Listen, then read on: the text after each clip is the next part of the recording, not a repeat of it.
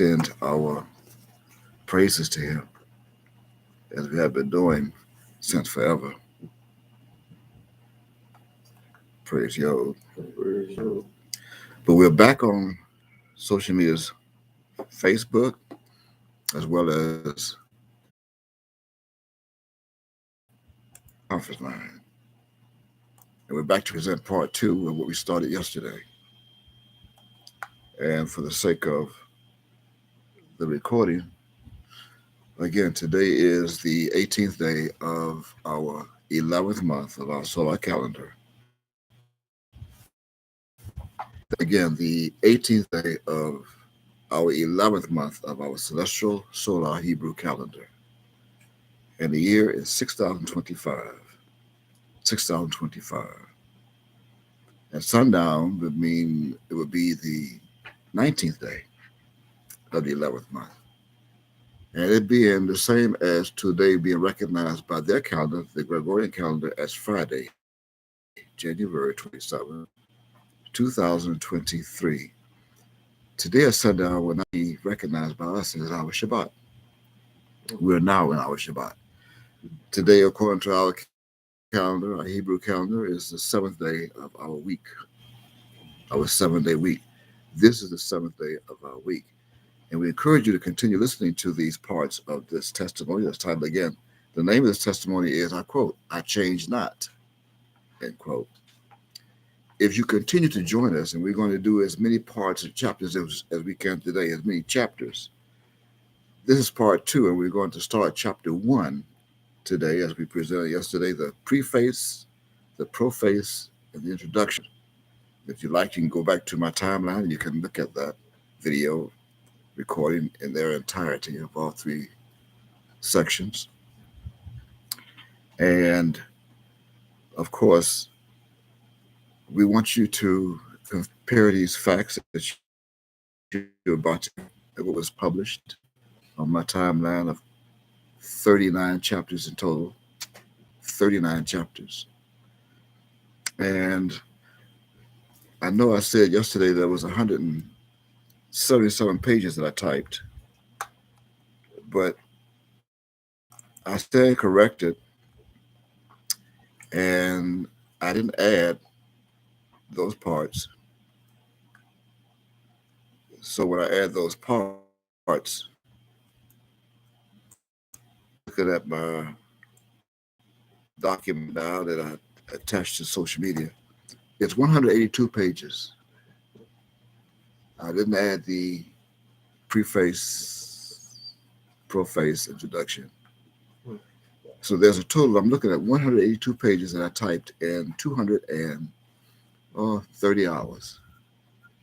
A little over 8 days, going on 9 days. Today we're going to start at chapter 1. That's on page 24. Not saying that you're going to get one of these documents that is like a script from the mighty God that fulfills John chapter 16, verse 13. You can read that on your own. I'm not speaking of myself. This was indicted to my mind, my celestial intelligence, mental telepathy, as I transitioned to Him, transitioned, and we met in the air, somewhere between the surface of this planet and our planet that's far beyond this place. We met.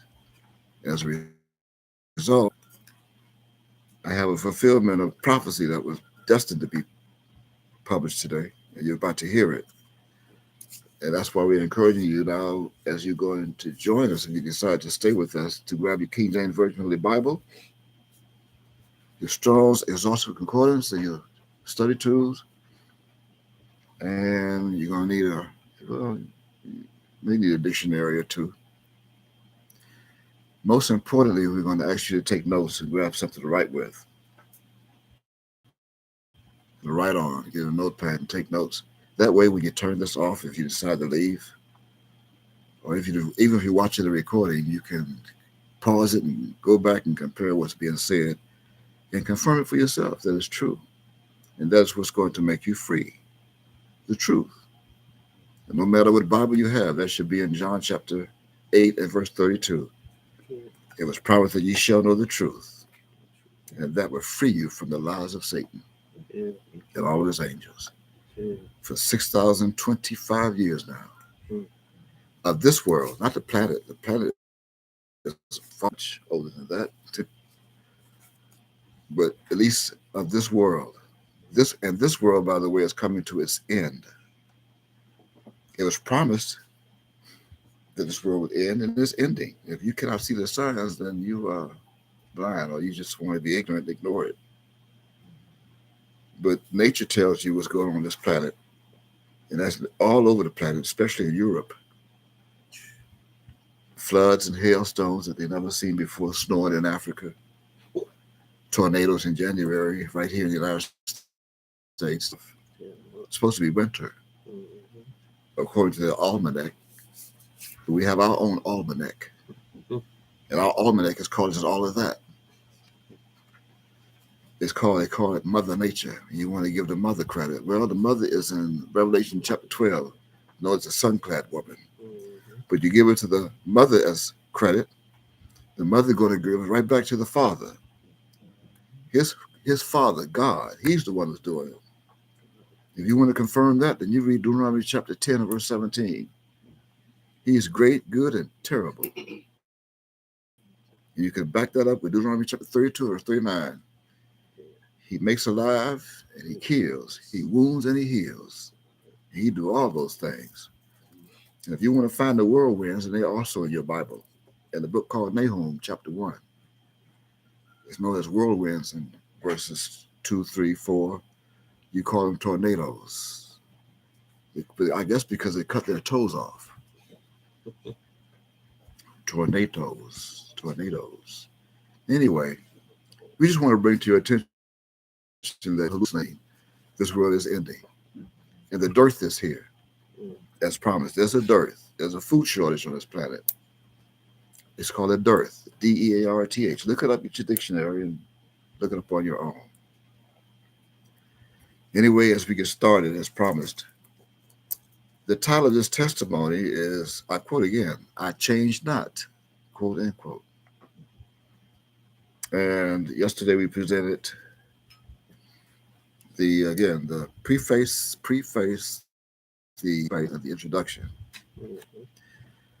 This is already posted on my social media's Facebook timeline, live time.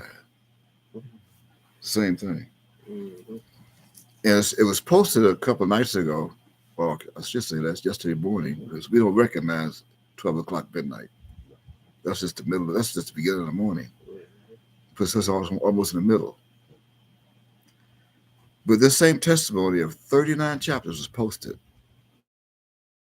on my social media's Facebook timeline, and we know that my people of Judah, Hebrew, Israelites, do not like to read. So I was commanded by my father to read for them. In fact, some may not even be able to read. And I'm a witness to that because I post something on my timeline that's like 3 miles long. And when I post it, 2 minutes after I post it, I see likes and hearts and everything on the bottom as if they read it. But the thing they saw, and I'm just assuming, is my name and my profile photo that has both my father and myself. I'm on his right side. And I'll never change it. I had that up there for like 10, 12 years now, Facebook Alliance. And I would never change that profile photo of my father and myself. That way you know I'm not alone. I may be by myself. And I'm always by myself. By two witnesses. By Revelation chapter 11. 2 witnesses by Mika and Mika Yahweh. That's all you know. But I'm never alone. My Father's always with me, and I always do His will. These are my works, but this is His will, and I cannot do anything of myself except to Him and for Him that sent me to His children. That will then fulfill Daniel chapter 12 and verse 1. And just to make a clarity of something that was posted, I'm known in the Bible as Michael, which is an English euphemism of Micah. Micah, of course, is the abbreviation of Micah Yahweh in English. Yahweh is called the theophoric extension that they cut off. In Hebrew, is known from right to left as Mem Yod Kaf Yod Hid Wav He, Micah Yahweh. But the theologians throughout history, they decided to cut that off. Extension, so you don't wake up and find out the name of their God that they thought was the name. And that's why the challenge was asked in Proverbs chapter 30 and verse 4. What is his name? And what is his son's name? But you don't know. That's why you can't tell. The theologians created the Tetragrammaton. And all that means is the door, the way, the truth, and the life. That's what that means, from left to right. The last hey is the door. Wav is the way. The next hey is the truth, is the life.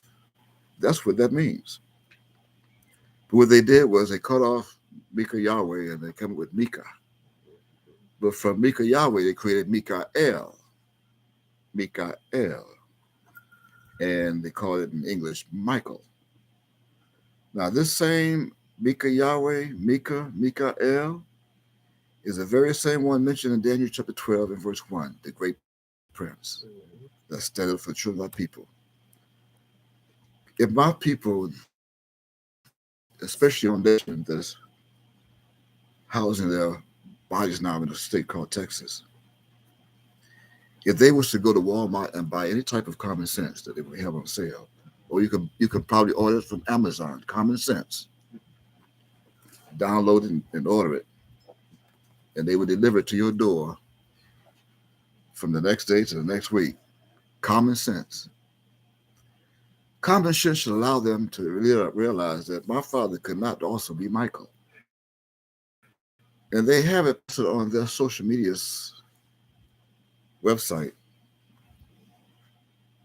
that Yod-Heh Wav-Heh, Beit Nosoph Yod-Wav-Heh, is also the Christ.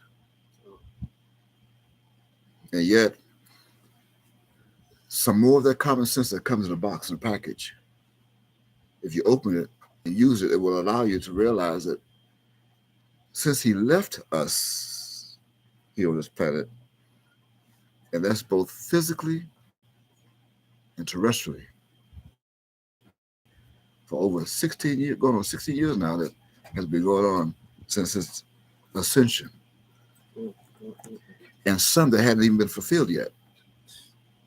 And what they're doing is they're putting my people and keeping them in a fantasized false Christianity mind, which is no different from waiting on Santa Claus to come down a chimney and bring you some Christmas presents on December 25th. They climb down a chimney with a red suit on while it's lit in the winter outside, and don't even get scorched coming down that chimney, and his clothes stay the way it is, both red and white, with no stench or nothing on his clothes. And yet he left you some packages under your Christmas tree, or iPod, an iPhone, and a Google Watch, or Gucci watch, or whatever those watches that you watch. You watching the wrong watch. You watching the wrong watch. Xbox 380, 32 calibers, whatever you are looking for. Submachine guns. It's Judah. Drive-bys, walk-bys, and ride-bys. And some tiptoe by. And you think that my father is a fantasy, an hallucination in your mind. But you're only doing it to make money. You want to keep my people. I have some bad news for you, and I have some good news for them. I'm going to read it. It's in the same book. Let's title again, I Change Not. So for those who have been deceived by that foundation, there's no such thing as Yod-Heh Yod-Wav-Heh being the Christ. He cannot be the Father, and he is the Father. He is our Father. He made that pure and simple, and he made that plane while he was here. Even the media knew when they called him and addressed him as Yahweh. He himself said during recordings that me, Yahweh.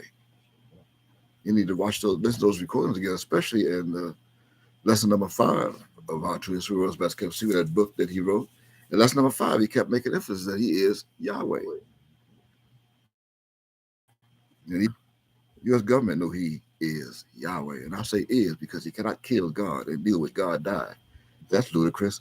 And that same box that you didn't open it that has common sense in it should let you know that if God can die, then who are you to outlive God? You still living. At least you think you're living. You walk around that body dead. I'm going to prove that too. I mean, the more unleavened bread you eat, the more death that you eat, you bring upon yourself. You don't know that. The head of myself. You think about eating unleavened bread, you will be in the law. I have some bad news for you. In fact, let's get started. Chapter 1. I'm going to read. My father told me to read for them, son. They're not going to read it. Read it. They may hear it and see you. Don't get focused. Don't get focused on my body either. You think you know me. You don't know me. You never knew me. You were looking at a physical terrestrial being in a vessel. What you should be doing is hearing. This prophet that the dead shall hear the voice. The dead shall hear the voice of the Son of Man, and all that hear shall live. Well, listen to this. Chapter 1. I change not. Chapter 1. Do you have it? All right. You also see photo images that are placed at the bottom. All right. So if you have it, it should read, are ye, you, and you. You have that? All right. So we're on the same page. And I quote, are ye, you, and you done laughing yet? You know, from part 2 from yesterday. At the end of part 2 with the names that my people are calling themselves now on Facebook, creating these foolish names. From part 2 that y'all read at the end of that hilarious introduction. Well, even I, sure hope so. And I also hope that none of you took it personal. Had to demonstrate to all of you with a few allegories of what part of the results are today and its fulfillment of what was promised in care of King James Version Holy Bible's book called Isaiah in chapter 44 and verse 5. By way of a few hypothetical references solely used as another way of getting immediate attention. You're not upset, are you? For thereby you yourself, reader, listener, hearer, must admit that if I did not do that, then as soon as you see my special name and the 2 photo images of this Facebook timeline, then you would not have even taken the time to read absolutely nothing that we had to say to all of you right now. Right? Right. And as I pause for a moment, I'm being reminded to say that I'm going to read 100% of what was posted. 100%.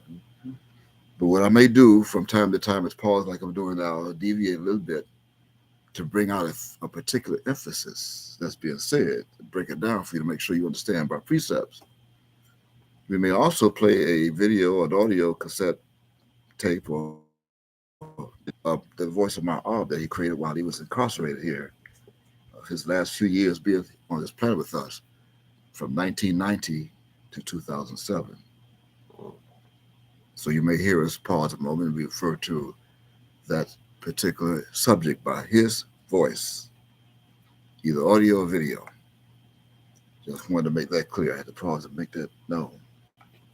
As I continue, and that would mean that you would also miss the fulfillment of if, the if. That is the first part of the IFT, IFFT. that Anoki, that's Anoki, I possess in mind celestial soul that was given to me by, quote, John the Baptist, end quote. Got that? Now, we made that known yesterday during the introductions and the preface who John the Baptist is by playing that video. Mm-hmm. If you like, you can go to YouTube and you can find it on his website. It's titled The Time Interview of Yahweh, Ben Yahweh. So I encourage you, if you have not listened to that you go to YouTube and take some time during the day and listen to it. It's about 57 minutes short. But when you get to around the 28-minute mark into that video, that interview, you will hear from 28 minutes to about 38 minutes that my father identified and revealed and symbolized himself that day in 1986 as John, and symbolized with the letter, the first English alphabet known as A, the first Hebrew alphabet known as Aleph. The second is Beth. The second in English is B. He also made known to them that day in his office, right here in Miami, Florida, that the man they called Jesus, whose name was Yeshua in the Bible, was a student of John and a son. And my father characterized and symbolized his student that they called Jesus, the Christ, as B. That means B follows A in a series of A. And A taught B. And that's why B is here right now, as I be sitting here right now, reading this testimony to you that comes from A. So what you're about to continue to hear is a testimony that was given to B from of an indite. It also has an indite D that follows C. And D is the foundation of all those to C of SEE, of no more SEA, fulfilling Revelation chapter 21 and verse 1. We went over that yesterday as well. I pray you are still here listening and comprehend this. In the meantime, if Alaki did not give that quick demonstration, that promise, by that promise of King James Version, Isaiah chapter 44, verse 5, by way of using a few hypothetical references of such ridiculous names, then that would mean that you would have you would have definitely missed the opportunity and the chance of being part of the fulfillment of the if, that is the first part of the IFT, IFFT, I possess in my celestial soul that was given to me by my father, Ab, who is spiritually being called and spiritually, theologically, and biblically known throughout history as, quote, again, John the Baptist, end quote. Just as he revealed to this planet in his office right here in Miami, Florida, in the year recorded as 1986, during that time interview. And because you clicked on to my Facebook timeline, then that has now caused you, reader, by my people, to fulfill what was promised by my father, Ab in Hebrew, and it's not in English. In the King James Version of the Bible, Second Chronicles, verbatim, as I quote, if my people, which are called by my name, shall humble themselves and pray and seek my Facebook timeline, and turn from their wicked ways, then will I hear from heaven. It will forgive their sin and heal their land. End quote. That's history. Did you know the mystery of this prophetical celestial promise before we revealed it to this world in this thesis of 2023, the same as 6025? No, you did not. Why? Because you have been deceived. You have been deceived. And the way I spell deceived is let you know that Eve is on the end. Now that you know Eve is on the air, that was the first to be deceived. In fact, that's who you know as Eve in the Bible, Genesis chapter 3. In fact, how could you know the mystery when you do not and did not even know the name that you must be called by, that belongs to the possessor and owner of the English's pronoun my, my, insomuch until you never wondered how be able to seek the divine and omniscient face of the mighty God, and you cannot even reach him today. You cannot reach him today. And furthermore, you do not know how to find him, especially after he visited this planet for 72 years and spoke to a few of ye during that terrestrial visit from 1935 to 2007, right here, right in there, your very faces. Even as many of you of Judah that are or is reading these now or hearing them were not even born before early 1979 to November 7th, 1990. And not even a few of you was born until after Monday, May 7th, 2007. Am I right or am I correct? Is this right or is this straight? Is this straight or is this straight? Is it straight or is it straight? You have no idea what that means. My father did not reveal that. So now that we have gotten that out of the way and care of this chapter one, let's move on now to chapter two. And this is the end of chapter one of I Change Not. So if you like to go to the restroom, go real quick and put it on pause and come right back and catch up. Because chapter two continues right now. Next, there's 4 cubits times 4 squares equals 72 inches. I'm reading to you right now.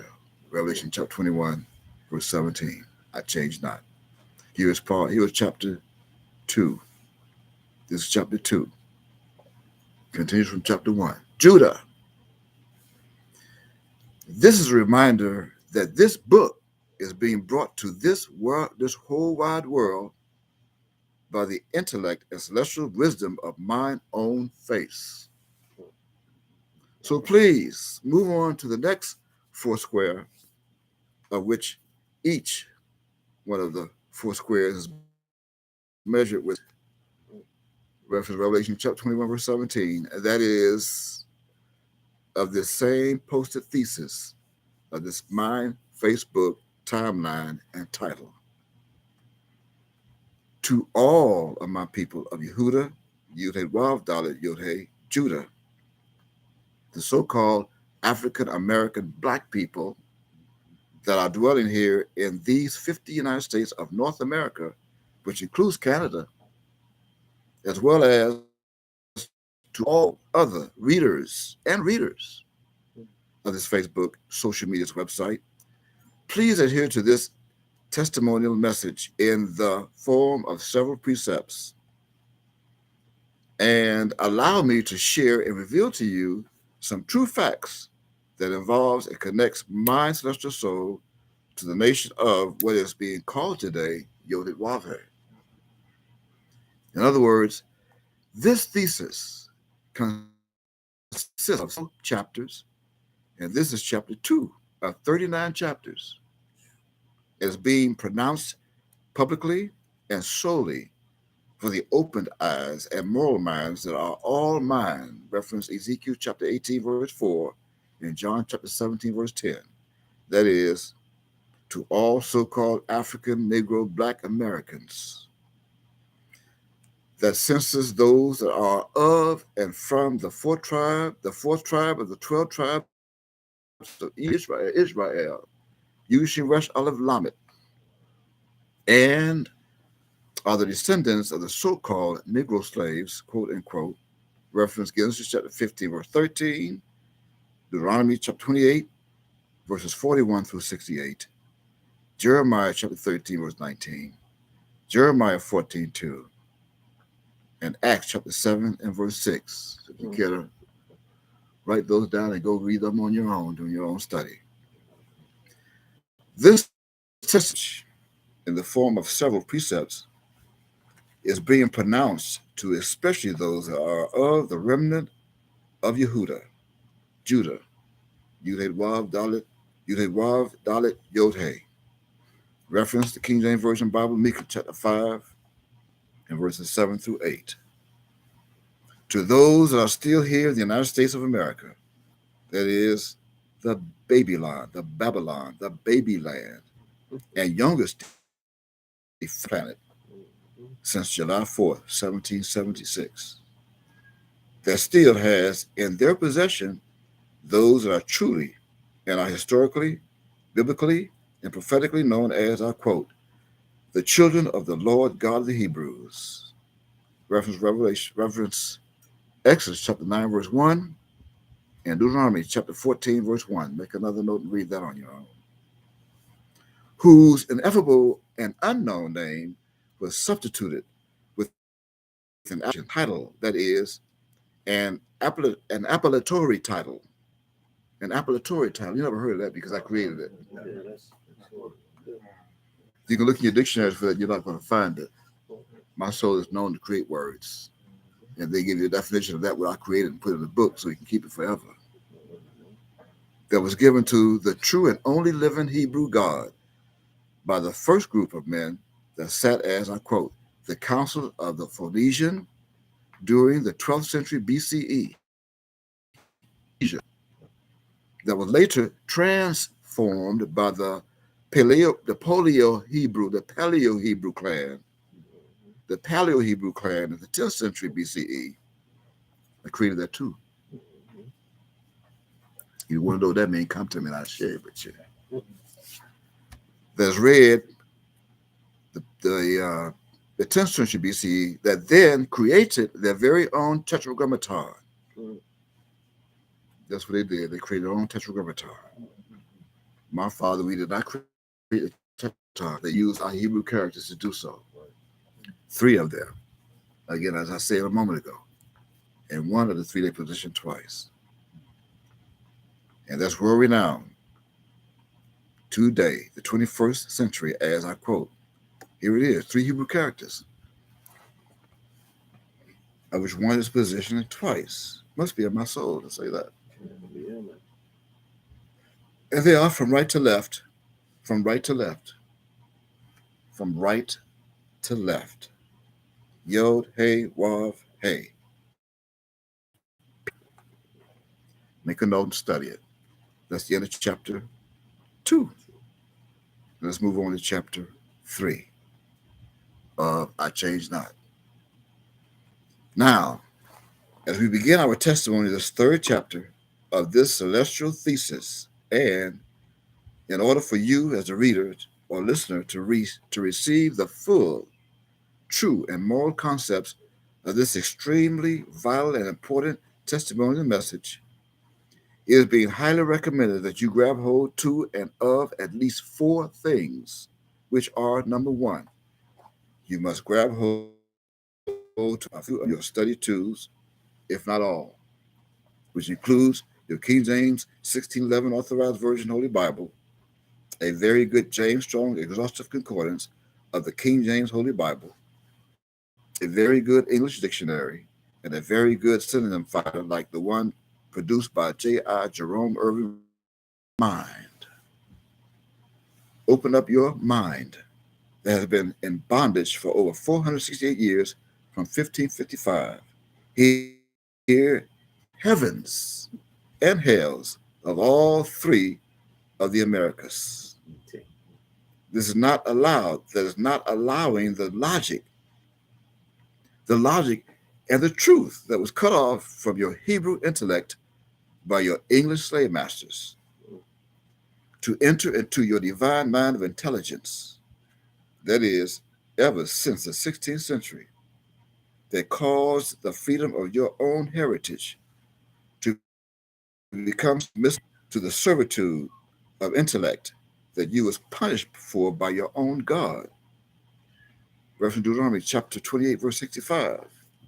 However, it was also promised to you and ye that, quote, ye shall know the truth, and the truth shall make you free, end quote.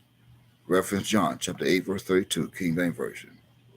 Number 3, you must also read all the parts of this thesis in the form of a testimonial message in their entirety, and then decide your own fate based on the truth for the future of your own soul.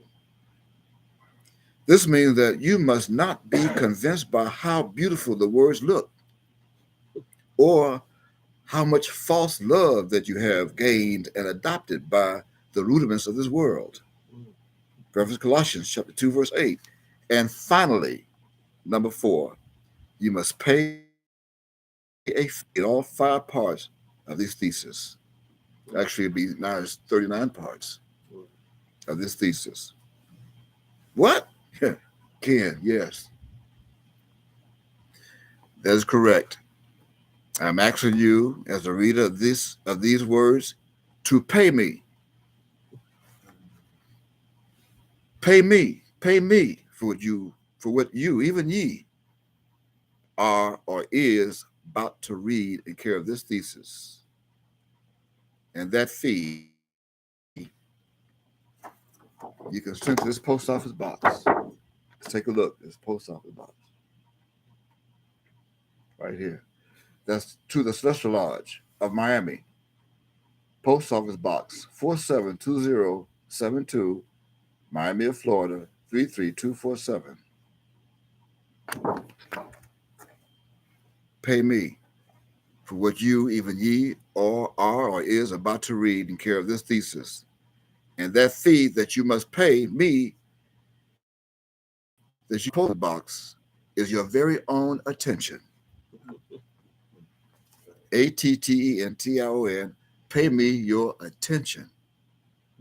And you can put that in an envelope and put it under your bed and watch it unfold itself right before your eyes as I continue. Got that? Pay me attention. Don't you send me any filthy lucre of this devil's world. I don't want your money. Rich before the foundation of this world. I'm rich with wisdom, and now I want to share some of that richness with you, even from poverty to riches. In other words, we, my father and I, we are asking all of you and ye to please pay attention to what you are about to read or hear that follows this part, chapter 3 of our thesis that will continue in the next square of this Facebook time. That's the end of chapter 3 of our Change Not. Here's chapter 4. Now, as we continue for our testimony here in this chapter 4 of this special thesis, please continue to pay attention to the following. Pay attention to wit. On Sunday, October 27th, 1935, the mighty God that was promised to be born unto us as a child exited a gateway that is symbolic to a woman's womb, a pearl, in the state called Oklahoma and a small town called, quote, Kingfisher, end quote. That prophetical fulfillment of this truth is read in English in the King James Version Holy Bible's book called Isaiah in chapter 9 and verse 6, which reads, quote, for unto us a child is born, unto us a son is given, and the government shall be upon his shoulder, and his name shall be called Wonderful, Counselor, the Mighty God, the Everlasting Father, the Prince of Peace, end quote. Now, please note that his name, the name of this child that was born unto to us, the United States, was not mentioned in this verse. For thereby every one of those English nouns and pronouns that they printed after the second colon are known as, quote, appellations. Nevertheless, as time ruled this planet and the years submitted to time, to wit, this very same child grew into an adulthood that eventually became what people of this planet is now a man, end quote. But this was and still is no ordinary man. In the meantime, after making the decision on his own, the very same man child left the town and state of which he was born, as well as family members that he used to disguise his visit to this planet. He traveled from the Midwest to the southeast of the United States. And during his travel, he made a rest called, quote, Georgia, end quote, where he began to infiltrate various religious groups that housed many of his own people of Judah, of which the majority of Judah are found today, 2023. Following the largest and most religious cult on this planet today, that's well renowned as, I quote, Christianity, end quote, which is a cult, the largest cult.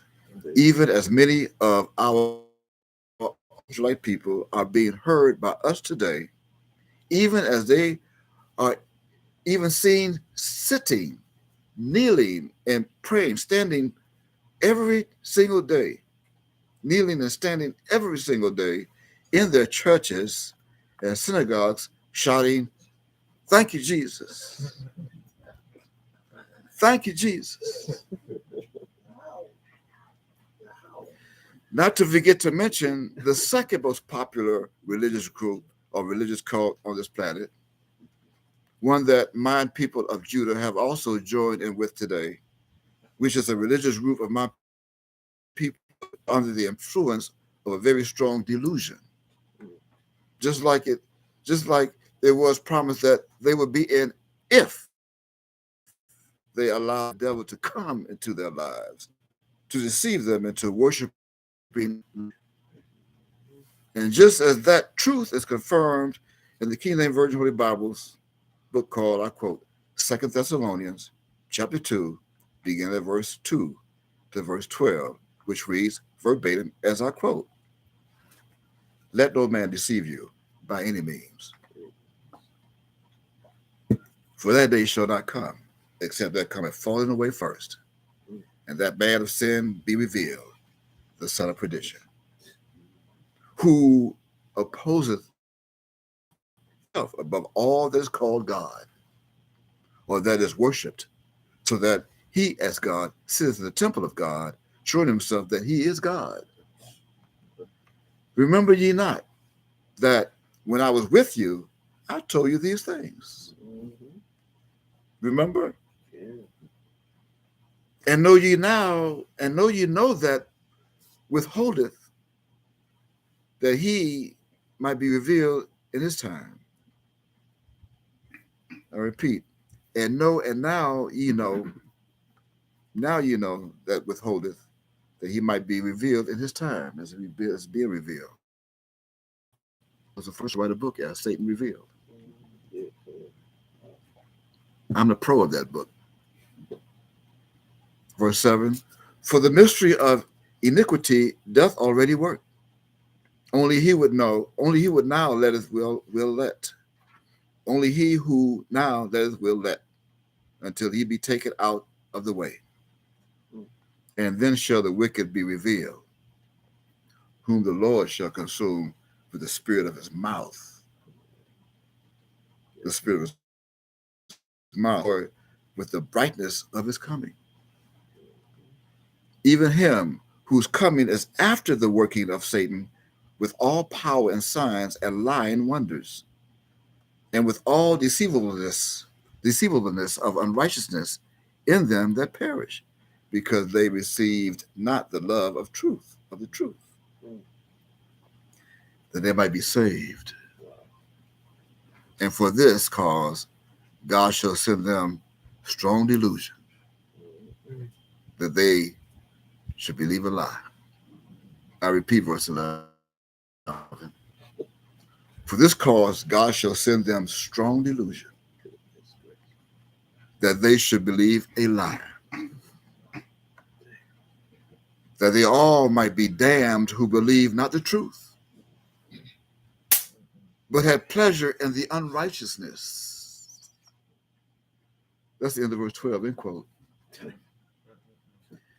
Insomuch until that strong delusion of verse 11 of this Bible passage have many of them, Judah, believing that they are sown with oil wells over in Saudi Arabia, Iran, and or Iraq, along with a few camels and other livestock, and are now walking around on planet in this land of the United States. Peace be unto you. Assalamu alaikum. They are even seen bowing their heads while on praising a God that is called a lie. Oops. Or is that Allah? Notwithstanding, however, those that are guilty of this false practice are not realizing that they themselves have become an, quote, as all that are with me, as I am with you, have fallen into Allah, that is, against you, even as I come today to be with you in these last days. Yeah. It's in chapter 4. Go take a little break. Those who smoke Black and Miles, go do that, put it on pause. But I encourage you to stop smoking Black and Miles and the reefers that are also mild, and the marijuana, and whatever other drug you take from Walgreens or CVS. Come back out.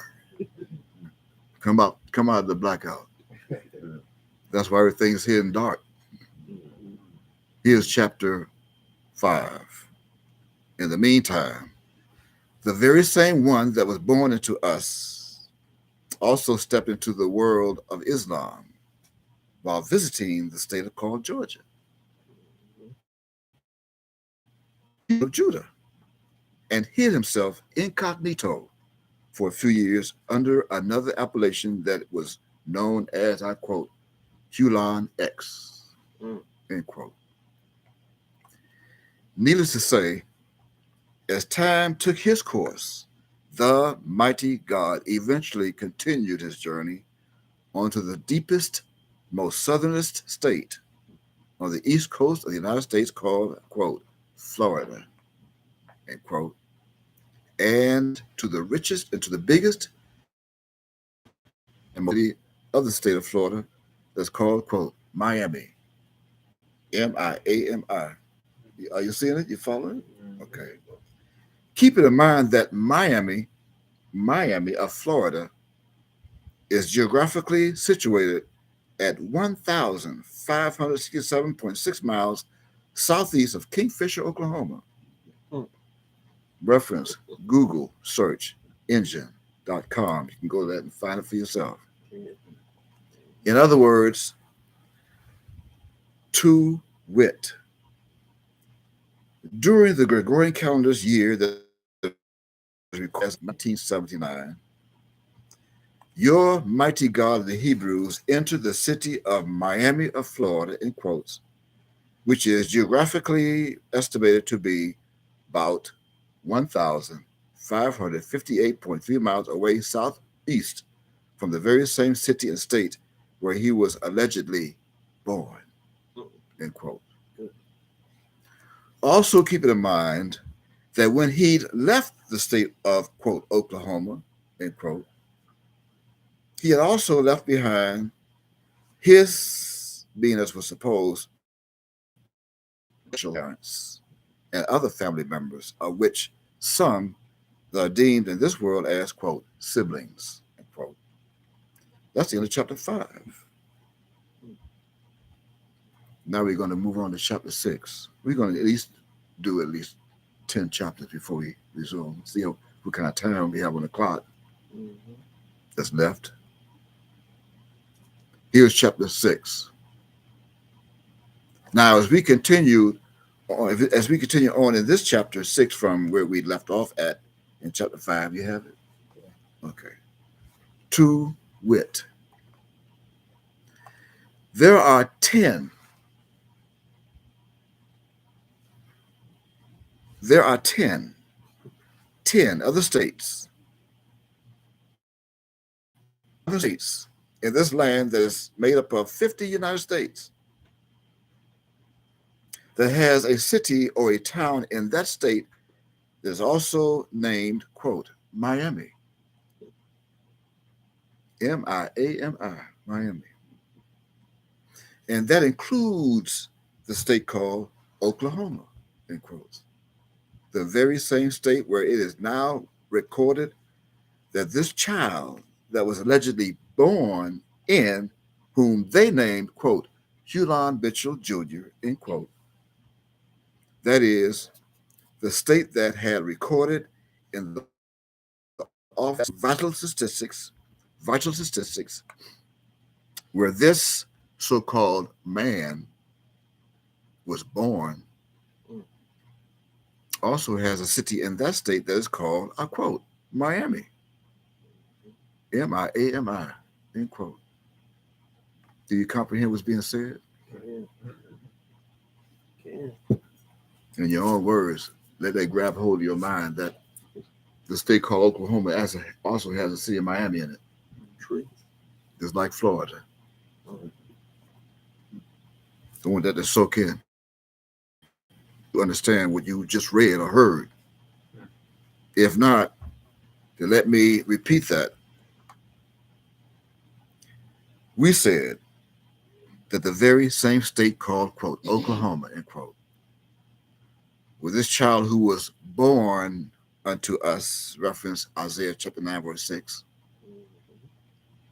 also has a city in that state that is called, quote, Miami. Miami, end quote, of Oklahoma, which is only 220 miles northeast of Kingfisher, Oklahoma, where he was born. 225.8 miles. That's the end of chapter 6. That's the end of chapter 6. Here's chapter 7. Now, with the truth that we just revealed to many of you that may not have known that at the end of chapter 6, if you, as a reader or hearer of this thesis, have a question or two at this point, that is, after revealing of the United States and their geographical history of 11 cities and or towns in total that are all named, quote, Miami, Miami, end quote, then at least one of your questions should be, why did the man whom many of my hard-headed people of Judah today are still calling to this day, quote, Yahweh ben Yahweh, end quote, why did he leave the state where he was born that also has a city called Miami, that to his alleged home state, to travel to another most southeastern state of the United States, to a city that bears the same name? Why? Well, if that is what you asked or is wondering, then here is the answer to that question. To wit, that son who was born unto us came to Miami of Florida to fulfill prophecy and search for another son, his own celestial son, that would also be born in that very same city and state called Miami, end quote, quote unquote, even by way of a homophone that is empowered with two Hebrew characters, which are, from right to left, Mem Yod. Mem Yod, two Hebrew characters. Pronounce me. Reference Strong's Concordance, reference H4310. Me, Mem Yod, me. Go to it. Let's make sure. We gonna, if you don't have a concordance, we have one. We have several. We'll let you use our biggest one. Right in the back. It's the biggest one we have in our possession right now. Look on this sponsor in back of me. Do you have it? Okay. And what does it say? 4310. H4310. 4310. Yeah. Let's turn it. Okay. And that Mem Yod Me is a prophetical allegory for, quote, Miami. Now, this truth is found in two books of the King James Version Holy Bible. The first book is the very same book of the first son that was born unto us.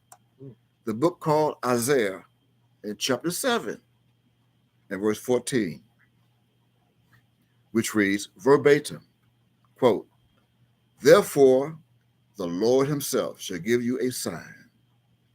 Behold, a virgin shall conceive and bear a son, and shall call his name Emmanuel. End quote.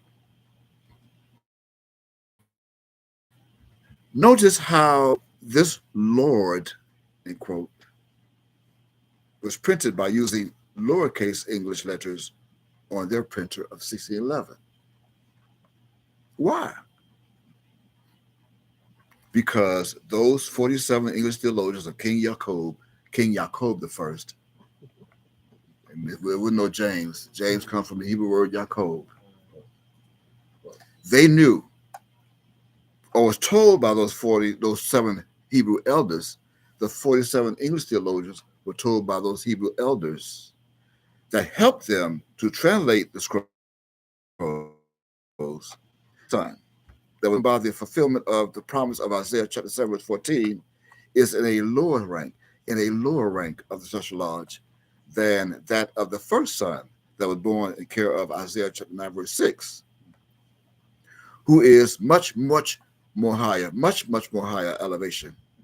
The one of Isaiah 9:6, much more higher elevation than that of the son and who was born with much lower, a much more powerful appellation than the second son. See, this first son, much more higher elevation and much more powerful than that of the second son that was born at much lower elevation and power, which includes bearing the appellation, the English appellations known as the mighty God. That's what the first son has. The first son also has the appellation known as the everlasting Father and the Prince of Peace. That's just to name 3 of the high appellation and power. He's also known as, remember, just again, the mighty God. And the second of the 2 books is called, the book called of Micah. Did you know that? The second of the 2 books is called Micah. The second of Isaiah chapter 7, verse 14. And that's in Micah chapter 5, verse 2. And that's why he came to Miami. And that reads, I quote verbatim, but thou, Bethlehem Ephratah, though thou be little among the thousands of Judah, yet out of thee shall he come forth unto me, Memyo. That is to be ruler in Israel, whose goings forth have been from of old, from everlasting, end quote. And that's why he came to Miami, looking for me from of old. That means the older son, the bigger son, the more powerful and high elevated son, came looking for the lower son in the lower standard, in the lower south of the United States called Miami. That's why he came, which is above him, in Oklahoma. The he in this verse is the very same one who was born in Kingfisher, Oklahoma, and traveled 1,558.3 miles to come forth unto me in Miami of Florida. You got it? Okay, that's the end of chapter 7. Here's chapter 8 of I Change Not. I Change Not. Chapter As we continue on from where we left off at in chapter 7, let us begin this chapter 8 with the very same question that got us here into Miami, Florida in the first place.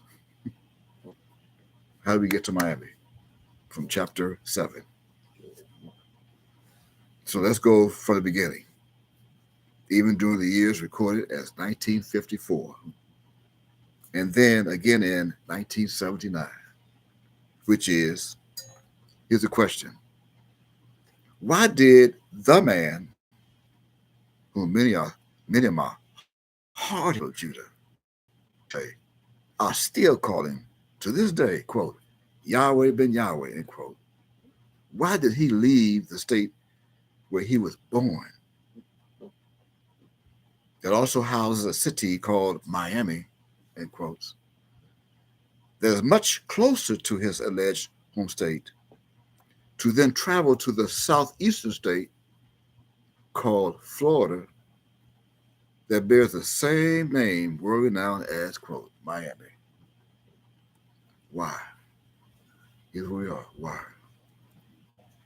Well, we answered half of that question in chapter 7. That is in chapter 7. And now, here is the other half of the answer to that very same question, which is, to wit,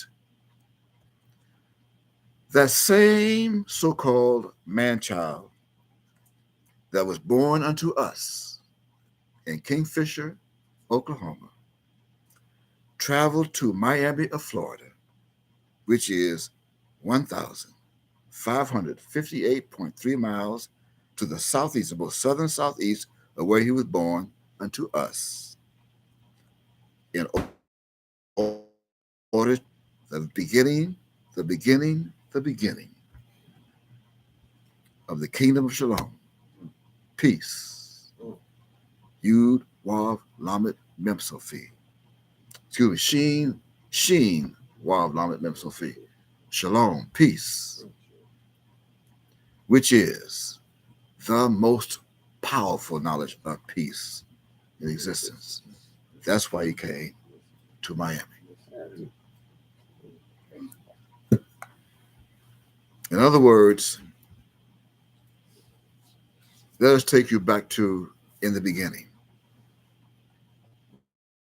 Of old, from everlasting, of Micah chapter 5, verse 2. That now brings us right back to in the beginning of John chapter 1, verse 1. That goes like this. So again, pay attention. You have the post office box. Pay attention. E-Y-E, one, was raised in a suburb in Miami, Florida called, quote, Allapata. Allapata. Allapatah. Keep in mind that Florida is not a city. I repeat, Miami of Florida is not a city, but rather Miami of Florida is a county. Miami of Florida is a county that had also become a hub. It became a hub for many incorporated municipalities that county has, of which that county is called, quote, Miami-Dade County. That's Miami-Dade County. And with those many incorporated municipalities of county zones and grids that are not governed by their own city elected officials, such as the incorporated cities that has their own elected mayors and elected city officials, which include their own police departments, the police departments and fire rescue departments. That means, though a lot of our people did not realize that when Moses Israel first came to Miami in 1979, he came to Miami-Dade County because our first meetings that we were located in Brownsville, a suburb. They didn't know that, but you should know the truth. The truth shall make you free. I had to pause for a moment to make an emphasis on that. In the meantime, nevertheless, both the incorporated municipalities and the unincorporated zones of Miami-Dade County have their own suburbs, and they are all zoned by grids that are named and numbered. You got it? They are named and numbered. Now, this is very important for you, especially the numbers. Now, I said that so that I can reveal this.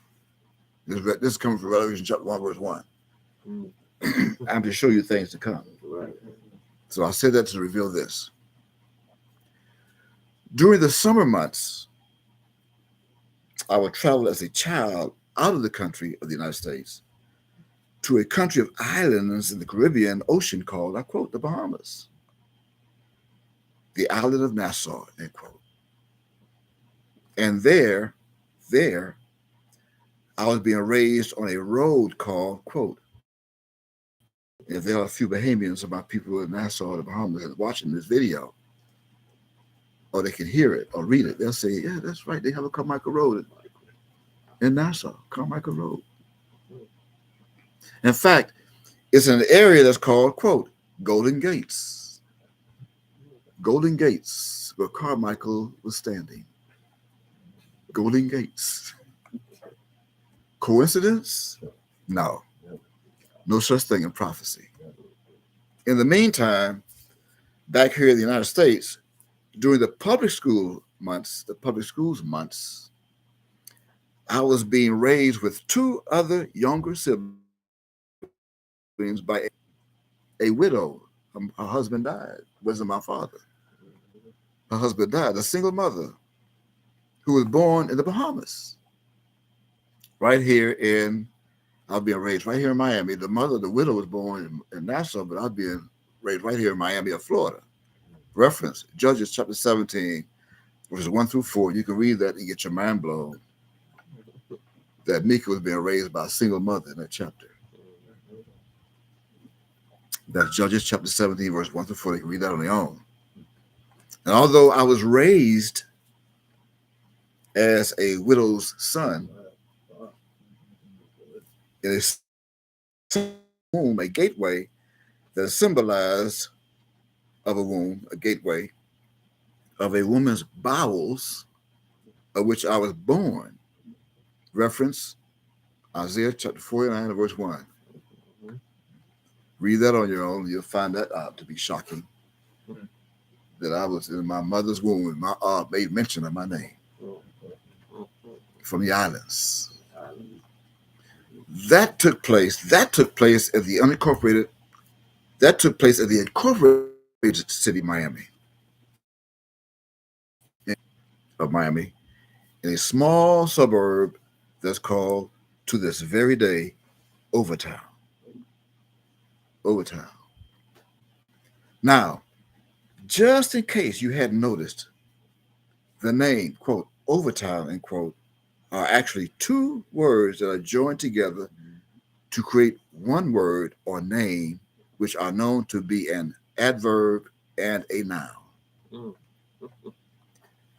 Nevertheless, the first of the two words is an adverb that is known as, quote, over, O-V-E-R, over, end quote. And this adverb 1,008 times and is found in 878 verses. However, one of those 1,008 times and 878 verses is related to my celestial soul, my celestial soul, that was prophesied to return to this planet in the last days, that is prophetical to my terrestrial body. This means that this particular adverb known as over, O-V-E-R, is a prophecy and is found in the King James Version Holy Bible's book called Exodus in chapter 12, beginning at verse 13 as in Mem, which reads verbatim, quote, And the blood shall be to you for a token. That blood is O negative, by the way. That blood is O negative, 0 negative. That blood shall be, and the blood shall be to you for a token upon the houses where ye are. And when I see the blood, I will pass over, plague shall be upon you to destroy you when I smite the land of Egypt. End quote. Are you getting the message? Yeah.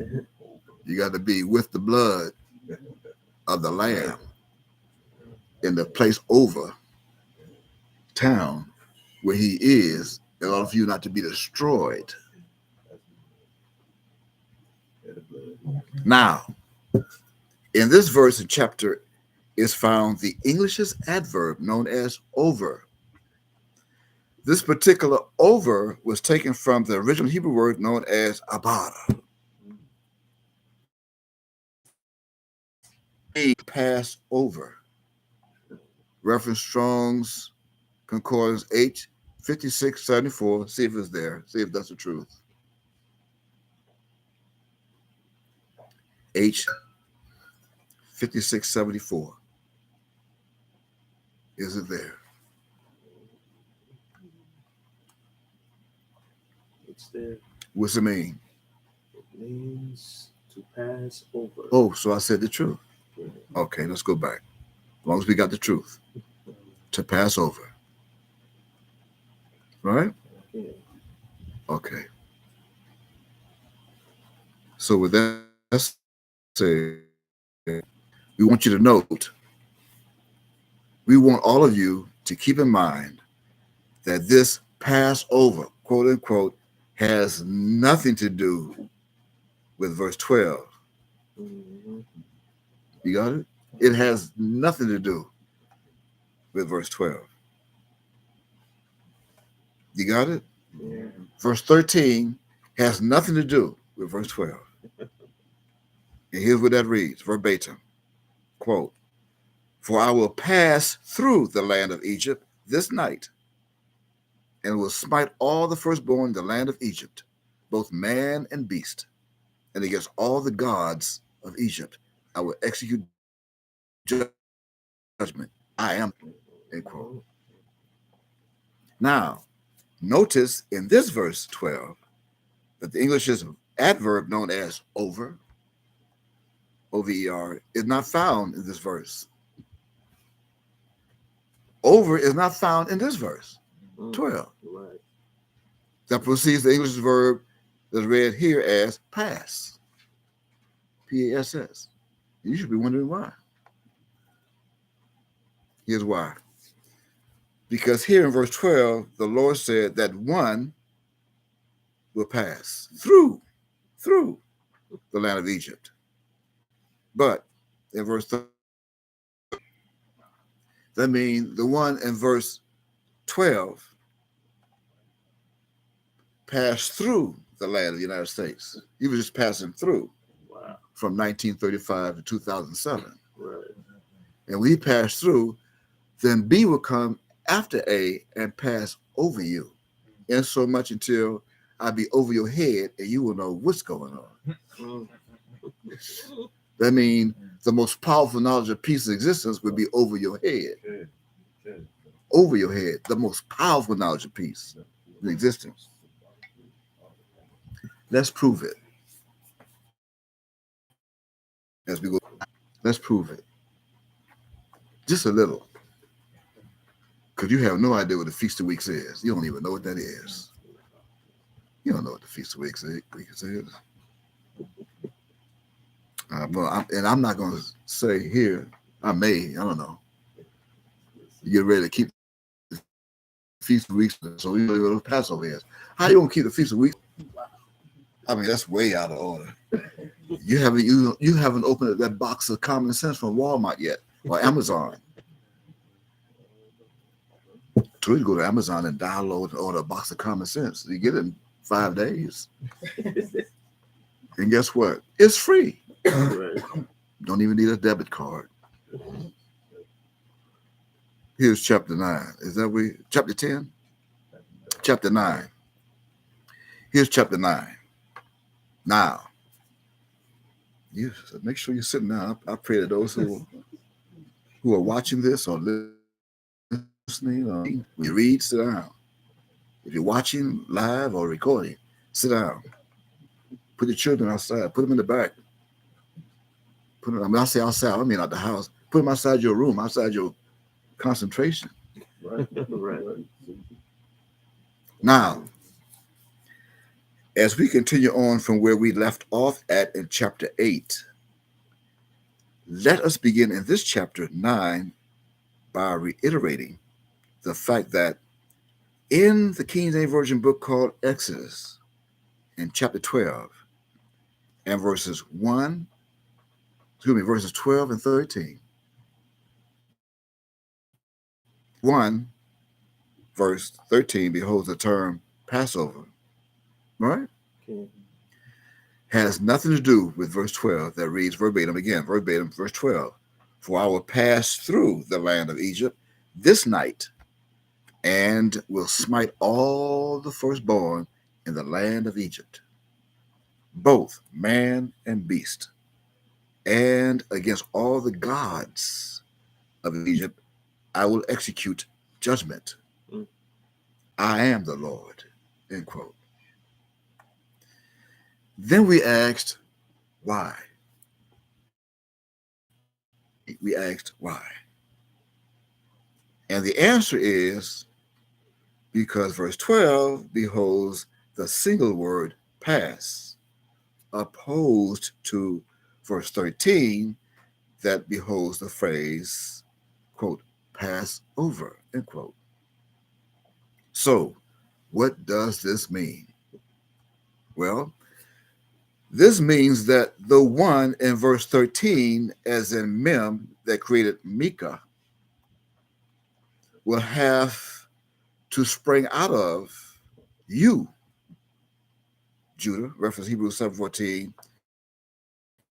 and to become your Passover, even when he is in the spiritual Egypt with you.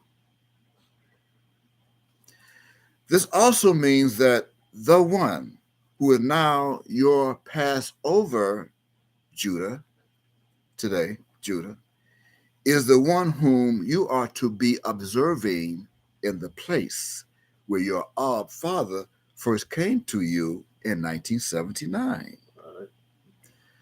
That is the very same place where he chose to place his name there in that state and city. And not for you to take it upon yourself to continue to observe Passover, Feast of Unleavened Bread, after November 7th, 1990, and May 7th, 2007, in your own gates, as if you have studied what Passover, Passover, truly is. Uh-oh. Well, did you? Uh-oh. Did you? Somebody in trouble. Did you that are calling and inviting mine own people of Judah to come to the state and the city this spring? Cities, just as y'all invited and called them last spring, 6025, where you decided to place your names in that place. Did you ever study what Passover, truly is? Heaven no. The same as hell no. Mhm. The only study that you pretended to do was stuck on what the English's devils left for your English adopted mind to absorb that they printed in the King James Version Holy Bible's book called Deuteronomy chapter 16 and verse 5. That's all you studied. If you studied that. The very if you have already made your exodus from this land that is spiritually being called Egypt today. Reference Revelation chapter 11, verse 8. As if all the children of Israel made their exodus again from this hell of an Egypt as you read in care of Exodus chapter 12, or you keeping the Passover, Feast of Unleavened Bread, just the way the false Jews are doing each and every April. Unless, of course, each and every one of you 4 million men of Yehuda that are sojourning here in this land of bondage and food stamps on a whole lamb of your own that you raised equals 40 million lambs with no blemish. Well, do you? Do you comprehend what's being told to you in this indictment at this moment? Are you to observe the man or the lamb? See, you are to observe the man who bears a historical appellation to pass over since 1954 in the place where he was born, and not as though Passover, PASS/OVER, is still being observed for all the rest of the 10 tribes that are left of the Hebrew Israelites that are over in the Middle East today.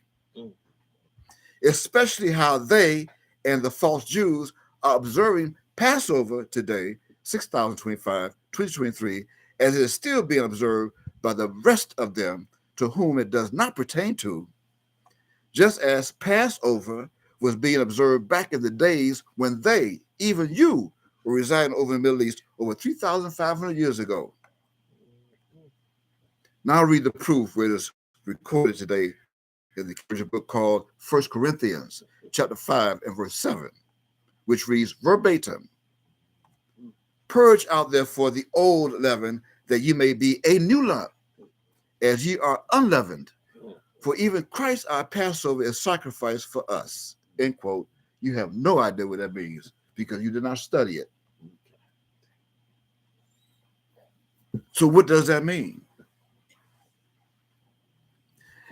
This means just what was said by my very celestial soul in Hebrew words over 2,025 years ago, that is now read, R-E-D, in English, in the King James Version book called John, in chapter 6, verses 35 through 50, of which verses 35, 49, and 50 reads verbatim. You can read the rest on your own. Verse 35, quote, verbatim, "And Jesus said unto them," not Yahweh, not the Father, not John. Jesus said to them, "I am the bread of life. He that cometh to me shall never hunger, and he that believeth on me shall never thirst." So what does that mean? Thirst. You don't know. Verse 36 and 37, by the way, before we go on, that says, I quote, "But I said unto you that you also have seen me and believe not." Just like you see me now and believe not. Don't believe Mika. Yahweh ben Yahweh told us what to do. Don't believe Mika. Yahweh ben Yahweh is the Christ. Let's see if Yahweh ben Yahweh taught you this. Verse 37. See, the Father couldn't tell the Father nothing because the Father is the Father. How could the Father tell the Father something? Verse 37. "All that the Father giveth me shall come to me." I don't care if you come to me or not. See, all that the Father shall give to me shall come to me. That's what he gave it to me already. Right. That's what I'm looking for. You can look at this video and you can be curious to see what's being said. But I'm not looking for you.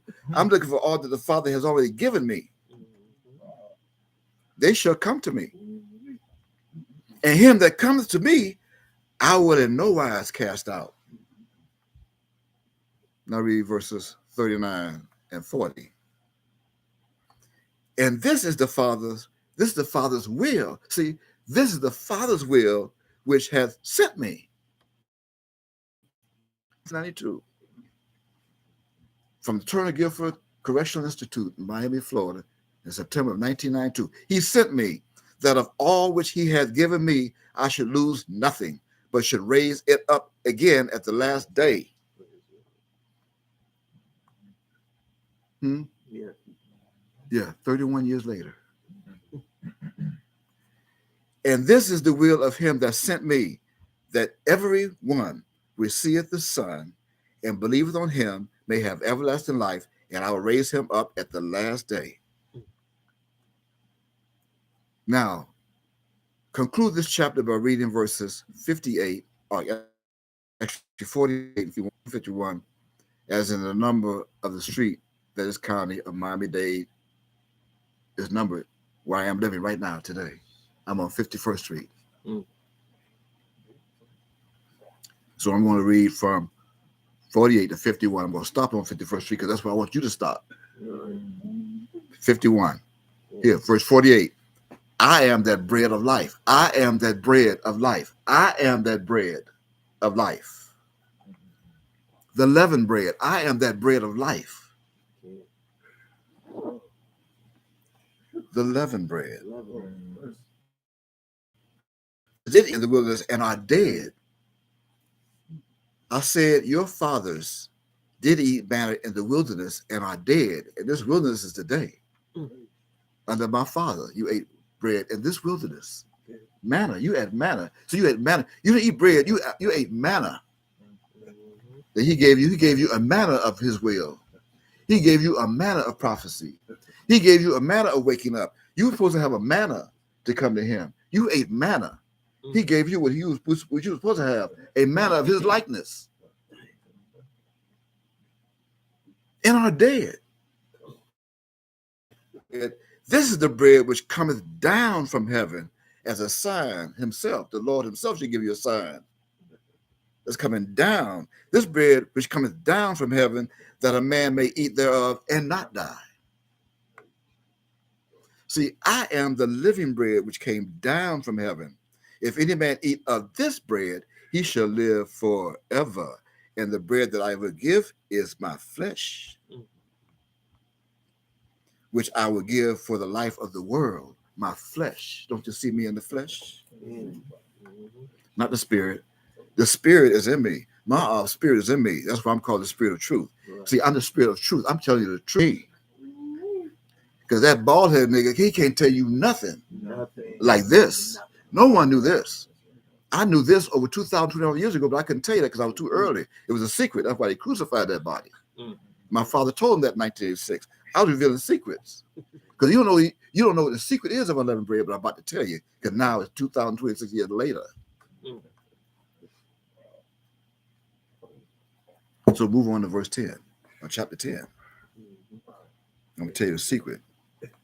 Here's a secret, chapter 10. And the previous chapters, in particular, the first verse that we'd read in the previous chapter 9, as in 1 Corinthians chapter 5, verse 7, and the last verse that we just read in John chapter 6 and verse 51,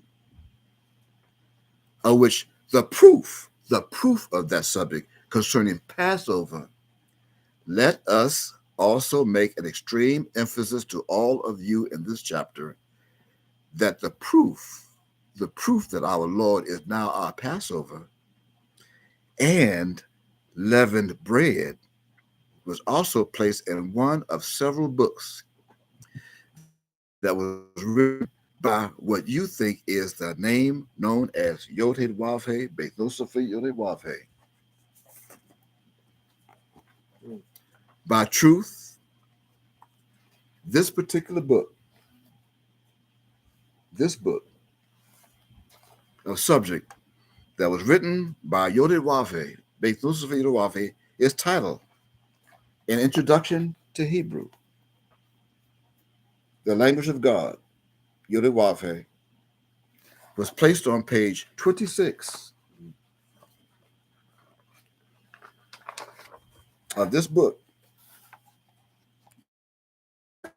Copyright of this book that you see in my hand, in my possession since 1993. This book. And on this page 26, it says to the top, and I quote, Passover, hour, Passover, comma, hour, Pekah, Purge out therefore the old leaven, that ye may be a new lump, as you are unleavened.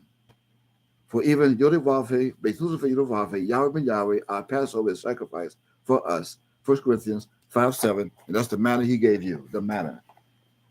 He put appellation, Yodivave, Bethusafa Yodivave, let you know that it's the Son, it's the Father of the Son, it's the Son of the Father who gave you the Passover. Right. Not of. Oh, let's prove it. See, I read it, and I know it. I know who Passover was before you were born. My soul knew before there was a Passover. Mm-hmm. We the ones who passed over Egypt before Egypt was passed over. You go back to Exodus chapter 3 and see that. Oh, see that? We came down and spoke to Moshe before they knew they were leaving in another day. See, upon reading this book and that page, I discovered that what you think is Passover, eating unleavened bread, is the opposite of what you should be eating.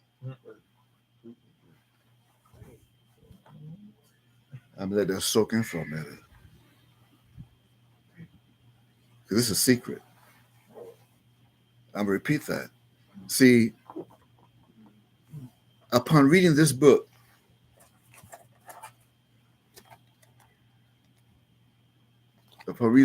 my put back in my mind and my soul to study what they took out.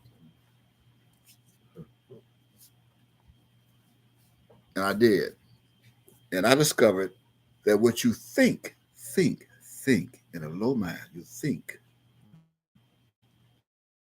is Passover by eating unleavened bread is the opposite of what you should be eating.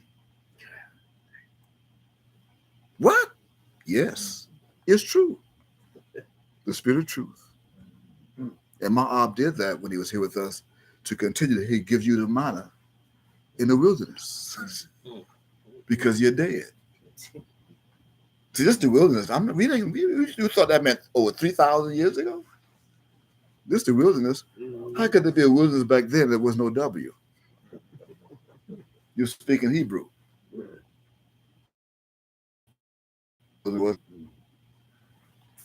In fact, it's the opposite. In fact, I wrote a book on my own in 2012, and that's titled this book. I wrote this book, 2012, The Oppositionist. And in this book, I announced to this entire planet that the devil is the complete opposite of the true God. For example, my people of Judah are observing what they think is Passover by eating unleavened bread for 7 days. They call it Passover, Feast of Unleavened Bread, for 7 days. Just because they read that in an English Bible, that the English devils printed in English and taught the English slaves from the English slave master. You're not realizing that one day, they realized one day you're going to wake up because they knew that we were going to come back. My father first and then I. They knew A was coming and then B would follow. Both. Ezekiel chapter 34, verse 11, and seek them out. They knew he was coming back, and I was coming back with him from heaven, descending down. And we're going to wake our people up to their 6,025-year-old deception from Cain, a murdering liar. You have your father the devil. The lust of your father you would do. He was a murderer from the beginning, and abode not in the truth. For when he speaketh a lie, he speaketh of his own. For he is a liar and the father of it. So they knew you were going to wake up. We're going to wake you up. If you're complete opposite of what you should be doing. Are you following this? Yeah. Okay. They gave you unleavened bread for 7 days to eat, just because you read that in their English Bibles, your English mindset by the English devils. Well, here is some, S-O-M-E, good news, and some, S-U-M, good news. So go back and read John chapter 6 and verse 49 again with me, as I quote. Your fathers did eat manna in the wilderness. See, this verse is true. This dead does not pertain to those of your fathers that died in the wilderness over 3,000 some years ago. Oh, no. This dead pertains to those that are dwelling here, right here in this wilderness of the United States with me right now. This wilderness, right now. The spiritual Egypt. How is that? Because this manna is the same unleavened bread that they ate during Passover. Now read Luke chapter 22 and verses 1, 2, and 7 with me. At verse 1 and verse 2 and then to verse 7.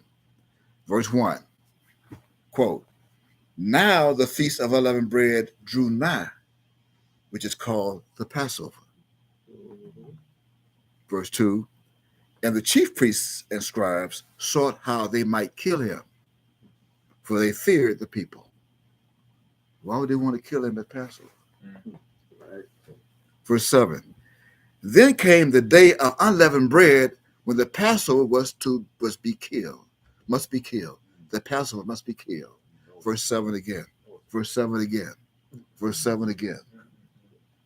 Then came the unleavened bread when the Passover must be killed. End quote. But you hadn't killed it. You hadn't killed it. You're still eating it. You hadn't killed it. You have no idea what it means. You have no idea what it means. But let me, hold on. Hold on. For thereby the term, see, this is a New Testament that was translated and put there by the Greeks that come from Hebrew. They killed the Hebrew. In Psalms chapter 83, verse 1 through 5, that the name of Israel be no more remembrance. The Hebrew, Israel, in our ways of eating pork and killing one another and drinking, partying, marrying and giving in marriage. Let them continue to be dead and to be called niggers. Not niggas, niggers. See, that means the term unleavened bread in verses 1 and 7 of Luke chapter 22 was taken from the Greek word known as, go to it, that's G2219. Zur. You got to go to it. See, and this Greek word was hidden. It was hidden as a metaphor that means, here's what it means. You go to it first. I'm going to say it. You go to it. As I say it. You got it? Got it. Okay. It means, do you have of inveterate? Can. Of inveterate mental and moral corruption? Can. Viewed in its tendency to affect others? Can. That comes from unleavened. Yeah. Excuse me? That comes from unleavened bread. I repeat, to inveterate mental and moral corruption viewed in its tendency to affect others. In other words, when you eat unleavened bread, according to this meaning, that cause you to stay flat. See, it causes you to stay flat and dead in your mind that imposes and truly increases the inveterate mental condition and moral corruption that was placed in your Hebrew mind by the devils, that is being viewed by your own God, Yahweh, and his tendency to affect others, even for the past 3,000 years, Judah,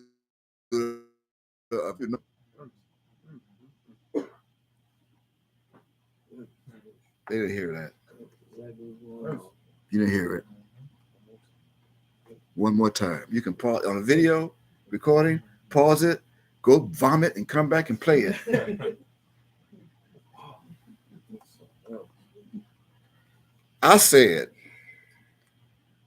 when you eat unleavened bread that you think is a Passover, that causes you to stay flat and dead in your mind, that imposes and truly increases the inveterate mental condition and moral corruption that was placed in your Hebrew mind by the devils, that is being viewed by your own God, Yahweh, in its tendency to infect others. Even for the past 3,000 years, Judah and Israel. Now, here is more of some good news. Read Deuteronomy chapter 16, verse 3. Go to that. No, you go back to Deuteronomy 16, 3. Some more of that, some good news. Deuteronomy chapter 16, verse 3. It reads, as I quote, verbatim, "Thou shalt eat no leavened bread with it. 7 days shalt thou eat unleavened bread therewith, even the bread of affliction, for thou camest forth out of the land of Egypt in haste, that thou mayest remember the day when thou camest forth out and all the days of thy life," end quote. Now, the unleavened bread in this verse was taken from the Hebrew word. Go to it, H4711. You got it?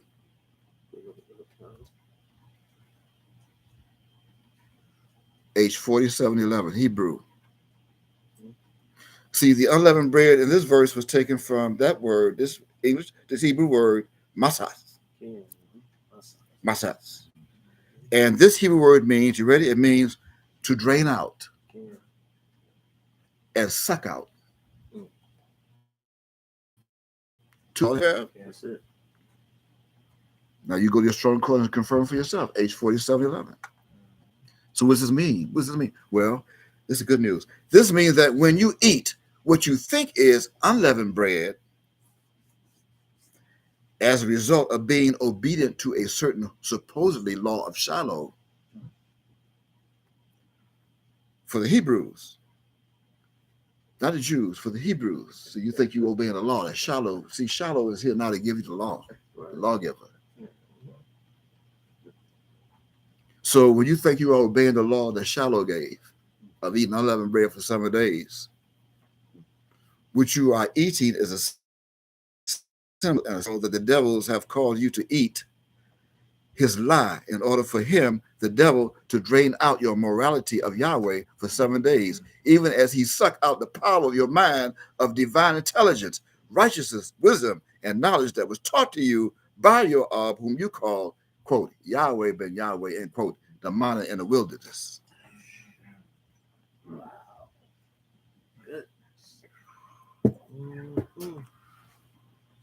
That's what you're doing. Laying flat. You're staying flat. Draining you out and sucking out all that mental supreme knowledge that he gave you. Well, you think he did this book and left it while he was in prison so you can come to me. He told you in lesson number 5 to go to Micah. Chapter 5. You go to it. You may not do it now, but you find it. Can you find it? Find it. We got a minute. What you got to do? You can go eat some unleavened bread. Go. Don't we have it? We have it this somewhere at YouTube. Isn't that a terrible thing? Prayer. Things would be so bad that it would do you no good to pray. Why? For rejecting our God Yahweh, whom you had a chance to accept his truth You did not. This is when you will fulfill Revelation chapter 6, verse 16, when you will be crying to the mountains and rocks, fall on us and hide us from the face of him that sitteth on the throne, and from the wrath, for the great day of his wrath is come, and who shall be able to stand? Don't forget, we are warning you that there shall be a time of trouble, such as never was since there was a nation, even to that time before the creation of the earth. Nothing has been this bad since the creation of the earth. And at that time, thy people, the so-called blacks of America, shall be delivered, everyone that shall be found written in the book. What book? The Lamb's book of life. My book. Yahweh ben Yahweh's book. Yes, dearly beloved. And Daniel chapter 12, verse 2 will be fulfilled, which says, and many of them that sleep in the dust of the earth shall awake, some to everlasting life, and some to shame and everlasting contempt. This sleep refers to your mental sleep. The dust refers to the worthlessness and the evilness of this society that you find yourself living in the ghettos, taking drugs and the useless, vain conversations that take place, all the immoral and wicked conversation that takes place among our people living in the ghettos and in the cities of America. Isaiah chapter 66, verse 24 says, and they that reject the truth shall go forth and look upon the carcasses of the men that have transgressed against me, Yahweh. For their worm shall not die, neither shall be quenched, and there shall be an abhorring unto all flesh. Everybody will hate them. And we see that right now exhibited. Everybody on the earth hates the so-called black man of America. All the nations of the earth despise the so-called black man of America. Have you ever wondered why? Have you ever considered why? Here is a special warning to all you false Christians in Milcah chapter 5, verses 18 and 19. It says, woe unto you that desire the day of the Lord Yahweh. To what end is it for you? As you cry for the day of the Lord, end is it for you? The day of the Lord Yahweh is darkness. You don't know what you're crying for. Did you know you're crying for darkness? That's what Micah chapter 5, verses 18 and 19 say. It would be a day, the day of the Lord Yahweh is. They didn't hear it. They didn't hear it. For those who did not hear it, when this is completed, I'm almost wrapping it up for the day. Go to that lesson before you go to it, and when he tell you to turn to the book called Milcah in your King James Version Bible, then turn to Milcah chapter 5 and read verses 18 and 19. When you find it, write to the same post office box. Write to this post office box and let me know where I can find it in the King James Version Holy Bible, Milcah. And then you also heard, I used to hear it, but he also said in that same sentence, that's what Micah chapter 5, verse 18 and 19 said. There is no Micah chapter 5, verses 18 and 19, as he was quoting from the book called Amos. But you preferred to go to Amos and the Peace Foundation and their feast than to come to Micah. That's what you preferred. You wanted to go to Amos. But you should have come to Micah, as he sent me to come to you. You can come to me, but you didn't do that. You want to go eat unleavened bread. So what you can do is continue to go to the Peace Foundation, the Feast Foundation in Texas. Go to them, eat the unleavened bread, and be destroyed. Your soul will be cut off. Let me prove it. Let's go back for a moment. See, he sucked the power out of your mind of divine intelligence, righteousness, wisdom, and knowledge that was taught to you by whom you call Yahweh ben Yahweh on that recording. Now read the trick. See, this trick to avoid eating this mental and wicked destruction. See, you heard what I just said? True. Read the trick that causes you not to avoid eating. I said, here's the trick. I'm about to read the trick that's in your Bible that causes you not to avoid eating this mental and wicked destruction that was imposed upon your moral and divine mind. Read Exodus chapter 12 now. I'm going to read it for you. Go to chapter 12, Exodus, right back to Exodus chapter 12. I'm going to read verse 15. And here's what it reads. Verse 15, quote, 7 days shall ye eat unleavened bread. Even the first day ye shall put away leaven out of your houses. For whosoever eateth leavened bread from the first day until the seventh day, that soul shall be cut off from Israel. End quote. See the trick? It is the opposite. In other words, the devil tells you in Exodus chapter 12, verse 15, chapter 12, verse 15, that if you do not eat the unleavened bread, you know what I'm saying? I want to make sure we can't lose no one. You try that again. You in Exodus chapter 12, verse 15, that if you do not eat the unleavened bread, you will die. But the Christ is telling you in John chapter 6 and verses 50 and 51, if you eat the unleavened bread, you will live. If you eat leavened bread, you will live. You got to read that again. See, my soul gets upset. I don't see no more. I only see the devil. My hand around his neck. My head on his neck, his head, my sword getting ready.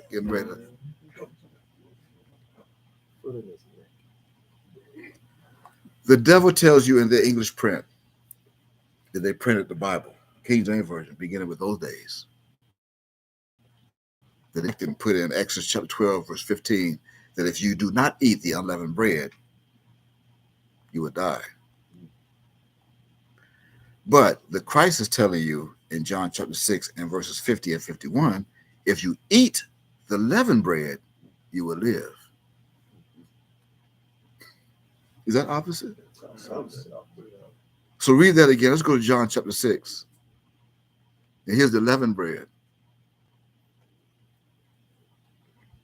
In verse 50, John chapter 6, verse 50, see, this is the bread which cometh down from heaven, that a man may eat thereof and not die. The leavened bread that makes you rise. Brave. I am the living bread which came down from heaven to bring you up. If any man eat of this bread, he shall live forever. And the bread that I will give is my flesh, which I will give for the life of the world. And that's why the Christ is the Passover. Right. And by truth, during the time that my father was in prison. So you got to keep in mind when that recording he did of lesson number 5 by Turner Milcar, he was under an onerous rule by the U.S. government. He was also that he couldn't give directly to the whole world. The only one that he knew would pick up the secret is the one who he gave the secret to thousands of years ago that I was revealing too early. He knew I'd be the only one, B, to figure out what he was saying from A. So as he was writing books from 1993, those that were released to the public at large, his books that were created, written, and designed for his children to send in donations to his originally established Peace Foundation. In exchange for his books, I am testifying and bearing witness to this entire planet today. Those that are reading and will read in the future these words or hear these words on video, those that can hear my voice right now, even in their minds, that I have ordered and read every single one of his books Yode Wafe, Beth Mustafa Yode Wafe, every one of his books, during those 9 years that my celestial soul and terrestrial body were dwelling in the islands of the Bahamas from December 1998 until January 2007. I read every one. And that includes his book titled Mathematics of Yode Wafe, Designed to Rule the World Forever. I have that too. With me right here. In other words, I'm testifying and bearing witness to this entire planet. Me, Memyo, Reverend Strong's H4710, reading that book of the mathematics, it gave me mind, it gave me back mind, sexual power and divine intelligence, superior power of mind, body, and strength of mind to be able to measure time according to the linear message of measure. You hear what I'm saying? Yeah. Are you reading? It's there. Yeah. I'm able to measure time according to the linear of my father's mathematics, which is known in geometry as, quote, the measure of time on page 225. I have that book. You got it? Okay. Yeah, I have that book. Right there. Yeah.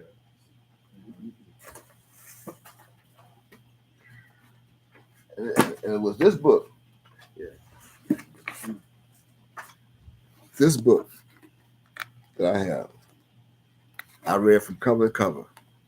I read it. From the first page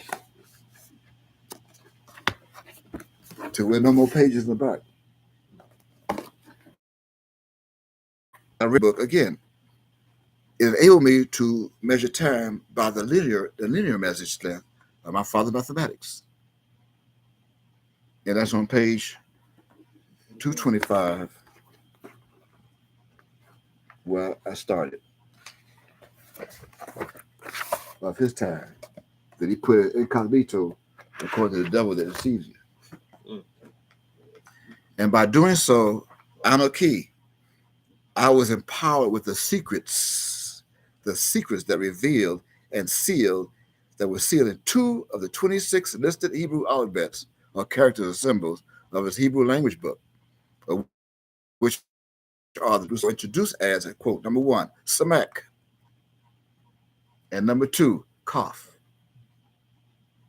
of which the value of Samek is 60 and the value of Kaf is 20.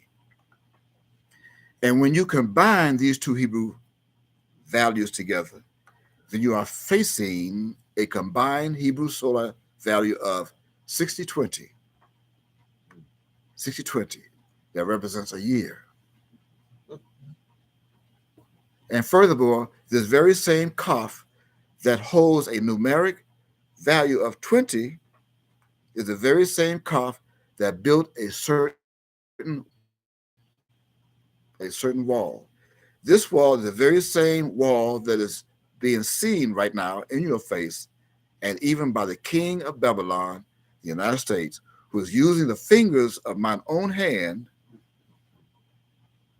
the hand of this very same man that is now typing over against the candlestick that has come to light of the minds of my people of Judah, here in bondage, in Babylon, that plastered a calendar on the wall of that king's palace that is seen today with the wrong time. So therefore, calendar of time, which includes the wrong hours of a day, I, my celestial soul, had already built a wall by the power of Kaf that's now sitting between the Gregorian calendar and the solar celestial calendar of Yahweh, Yod-Heh-Wav. The proof? Yes. Ken, there is proof. Just take a look at King James Version, Daniel chapter 5, and read verse 5. As in 5 days added to their Gregorian calendar. 5. which reads verbatim, I quote, 5. In the same hour came forth fingers of a man's hand and wrote over against the counted cluster of the wall of the king's palace. And the king saw the part of the hand that wrote, the part of it, quote unquote. See, the English word wall, W-A-L-L, that is read in this verse was taken from the original Hebrew word known as katal, pronounced katal, that means wall, reference H 3797. 3797. Take a look at that. And see if that says katal with cough, katal. Katal. It means what? A wall. A wall. A wall. Now, when my celestial soul loosed the third seal of Revelation chapter 6, verse 5, so that's where that third seal is. Revelation chapter 6, verse 5, on the third day. I found, when I loosed it, I found a measure of wheat for a penny. Reference Revelation 6:6. I found a measure of wheat for a penny. Reference Revelation 6:6. And in that same penny of a measure of wheat, one found a frail, F-R-A-I-L, a frail that I am. I found a frail, F-R-A-I-L, that I am. One. And one will explain to all of you what that means in a minute or two. But for now, in the meantime, and as a reminder, from my father, Yod, life. What the numeric is that rules the value of Kaf, which is 20. In the same Hebrew book, on page 6. That's what the number, you'll find the number value. In this book on page 20, you'll find the value of Kaf, page 6. Read that too. I read this book too. I read them all. Kaf, right here. Right here. Kaf. Number value 20. You can pause and look at it. So you're moving too fast. Well, I measure time.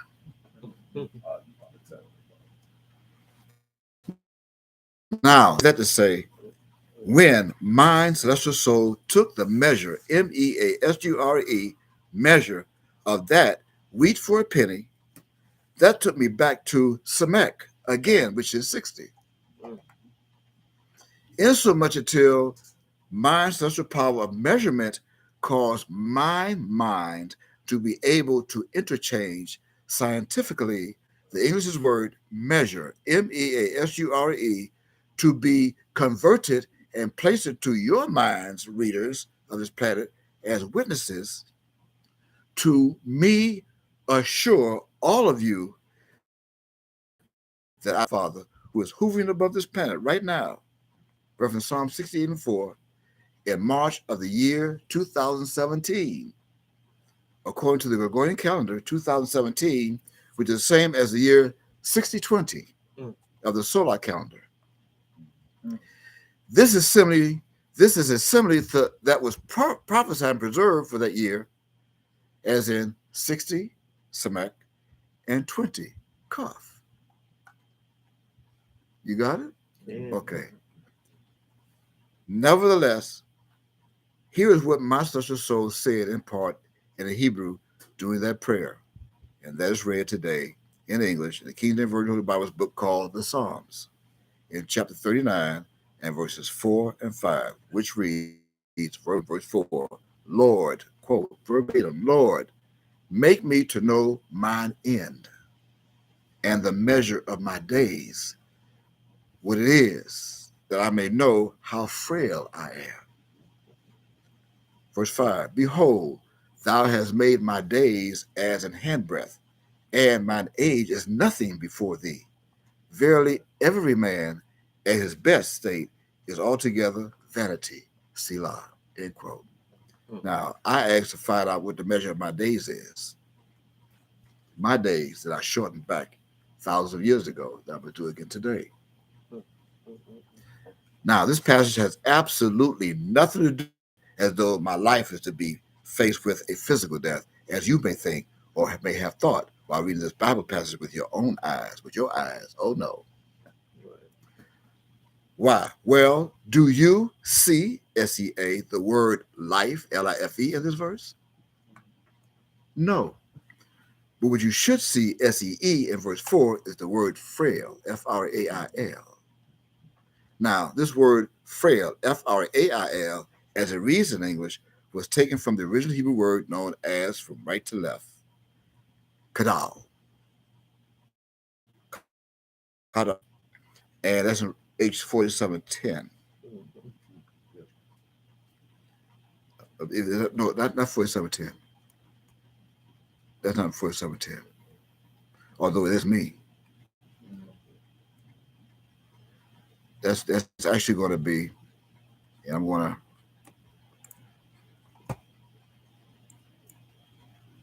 I'm going to, that's frail, right? Yeah. Okay. It's actually going to be, there's only one time, 2310. Yeah. Yeah. So I'm going to make that correction.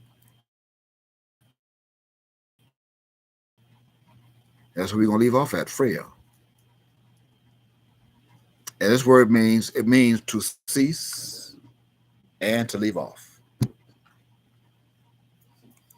2710, right?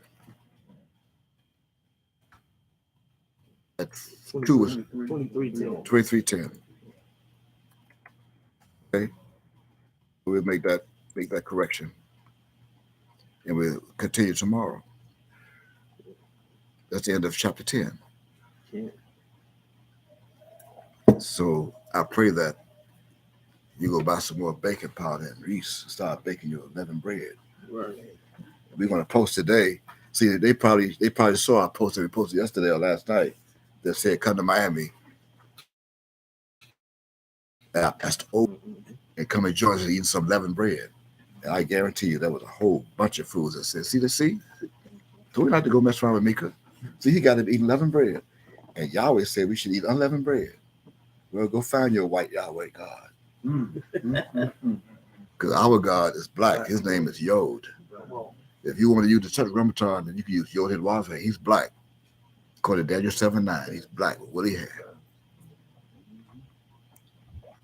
I pray that I can at least reach those who he has given to me, that they come back. In the meantime, we'll see you tomorrow. Maybe sometime around 10. We do the best we can to do that. But for now, we say shalom. Shalom. And shalom is here. Shalom.